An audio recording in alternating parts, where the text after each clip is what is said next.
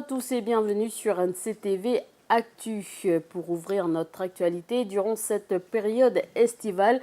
Pendant que certains profitent des vacances, d'autres désirent travailler pour gagner de l'argent. Le dispositif d'été mis en place par la mission Insertion des jeunes fête cette année ses 10 ans. Une occasion aussi de faire un premier pas dans le monde du travail. Océane Zobler. Oui, je sais, moi aussi, j'ai vu. Tout à l'heure, on va faire le château, ok? On va faire plus gros que Jeanne, ok? Shenda a 17 ans et c'est son premier job d'été. Depuis le 3 janvier, elle s'occupe des grands dans cette garderie de Koné. Pas toujours évident au début. Des fois, ils sont tout partout, il faut les gérer. Ensuite, quand on les dit de ramasser, des fois, ils ne ramassent pas, donc on les incite à ramasser. Et puis voilà. On va chanter. Nancy, c'est quoi le repas à Nelly? Martine a demandé. C'est marqué dessus. C'est haricots verts, pommes de terre et boulettes. Tu entends ce que je te dis, s'il te plaît? Merci. On va marcher doucement. Tu ne marches pas vite, tu marches doucement s'il y a ta petite sœur. On écoute. On va juste marcher et après on revient s'asseoir sur les liens. Allez, Chloé.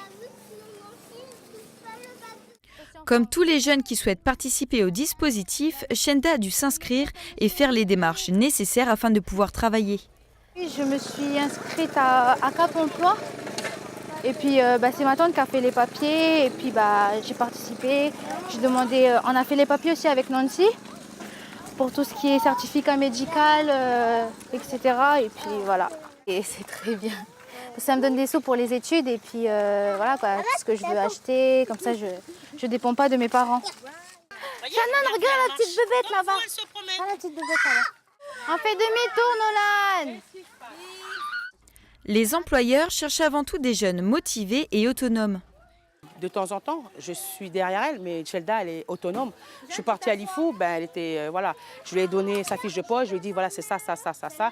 Et du coup, ça me permet, voilà, comme j'ai dit tout à l'heure, que les filles, mes employés puissent prendre du congé, que moi aussi faire des choses que je n'ai pas le temps de faire dans l'année. En fonction de leur diplôme et de leur niveau d'études, ces jeunes gagneront un salaire équivalent au SMIC ou plus et ne devront pas dépasser 39 heures de travail par semaine.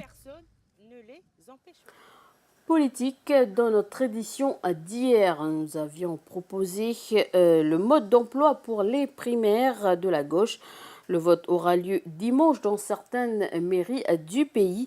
Aujourd'hui, je vous propose 2 des 7 candidats qui se présentent à ces élections. Seule femme candidate aux primaires de la gauche, Sylvia Pinel est vice-présidente de la région Occitane. Elle représente le Parti radical de gauche. Son programme est davantage axé sur l'aide aux entreprises, pour lesquelles elle propose une baisse de l'impôt sur les sociétés. Elle est également favorable à la légalisation du cannabis, qui, selon elle, permettrait au gouvernement d'économiser 2 milliards d'euros. Concernant la sécurité, elle propose de renforcer les moyens de la police, de la justice et de l'administration pénitentiaire. Benoît Hamon a pour slogan « Faire battre le cœur de la France ». Actuellement conseiller régional d'Île-de-France et député des Yvelines, il veut limiter le nombre d'élèves par classe à 25 et à 20 dans les zones prioritaires, en Outre-mer et dans les territoires ruraux. Il souhaite également instaurer un revenu universel de 600 € pour les Français et réduire le temps de travail. Il propose également d'accorder le droit de vote aux étrangers lors des élections locales. Et au pays, le Palika et les progressistes se préparent pour l'organisation de ce rendez-vous. Je vous propose d'écouter Wassisi Koni, représentant du Palika, au micro d'Aurélie Néaoutine. C'est l'invité du jour. Monsieur Koni, bonjour. Alors, nous avons 7 candidats en lice pour ces primaires de la gauche. Alors, quel candidat allez-vous soutenir?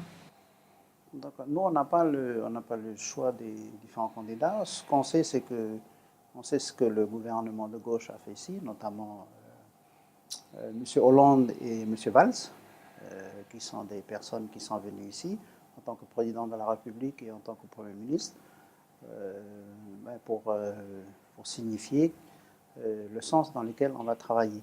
Donc, c'est avec eux qu'on a signé les différents accords jusqu'à maintenant. Et c'est avec eux qu'on a préparé la sortie de l'accord de Nouméa. Donc, si je comprends bien, vous allez soutenir Manuel Valls. Le Palika soutiendra Manuel Valls. Pour nous, pour l'instant, on ne connaît que lui. Donc, on ne connaît que Manuel Valls. On ne connaît pas les autres personnes qui sont sur la liste.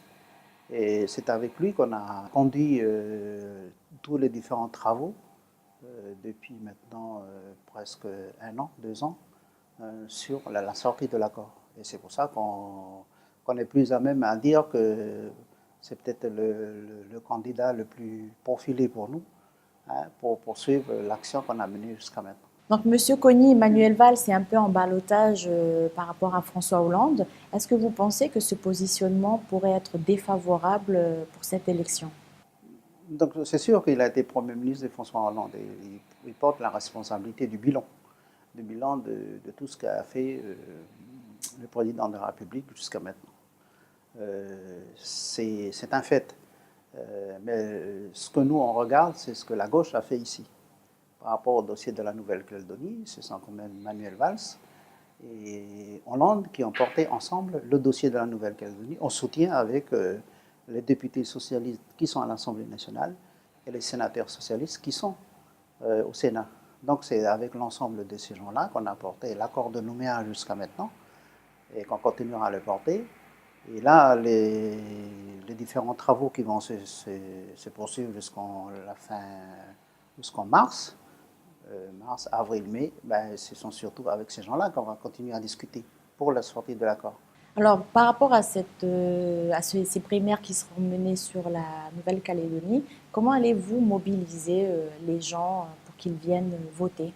Donc, on a fait l'Assemblée générale à la fois dernièrement et tous les délégués responsables et puis les gens qu'on a nommés en tant que président du bureau de vote et en tant qu'assesseur, on va s'organiser, on va diffuser les tracts, on va faire la campagne de sensibilisation, d'information pour venir voter le 22 et le 29 janvier prochain. Monsieur Kony, merci pour cette interview. Et enfin, il fait chaud, on n'a qu'une envie, celle d'aller se baigner. Mais est-ce que l'eau où nous nous baignons est réellement propre? Aujourd'hui, Anissa Toussi a suivi une équipe de la DAS à la piscine de Pointe-Bout et à la plage de Gatop pour contrôler la qualité des eaux de baignade. Et les résultats sont plutôt satisfaisants. Le centre aquatique de Pointe-Bout comprend 3 circuits de traitement des eaux. Afin de récupérer uniquement l'eau et les bactéries qu'elle contient, Carole doit se désinfecter les mains et le robinet sur lequel elle s'apprête à prélever des échantillons. Pour analyser la qualité de l'eau, on prélève toujours en sortie de bassin avant le filtre à sable. Pourquoi? C'est les conditions qu'on appelle les plus défavorables. C'est-à-dire que si à cet endroit-là, la qualité de l'eau est bonne et qu'on n'a pas de bactéries, après traitement, l'eau qui retourne au bassin sera forcément bonne en fait. Une fois les prélèvements établis, elle réalise les mesures in situ, c'est-à-dire une vérification instantanée du taux de chlore, de pH et de stabilisant dans la piscine. Par rapport à faire la mesure du pH, 7,35, le taux de pH c'est entre 6,9 et 7,5, donc là c'est pareil, on a un bon taux de pH sans problème. Résultat satisfaisant pour la piscine. À présent, direction la plage de Gatop, un lieu très fréquenté pour la baignade et les diverses activités nautiques. Ici, à l'état naturel, une prise de température de l'eau et un prélèvement suffisent. Le prélèvement s'effectue donc à la hauteur de la taille. On attend un petit moment que la décantation puisse se faire un petit peu pour ne pas récupérer trop de sable ou de matière en suspension.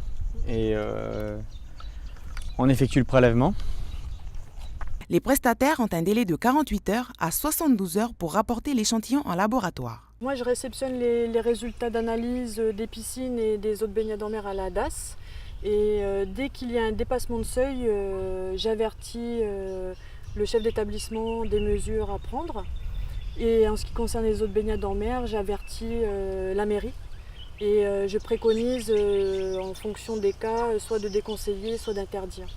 Ensuite, le maire prend la décision de prendre les mesures qui lui conviennent. Globalement, sur l'ensemble du pays, les résultats sont bons. Les prélèvements ont lieu tous les mois. Cependant, on peut noter des pics de pollution à certains endroits après des épisodes pluvieux.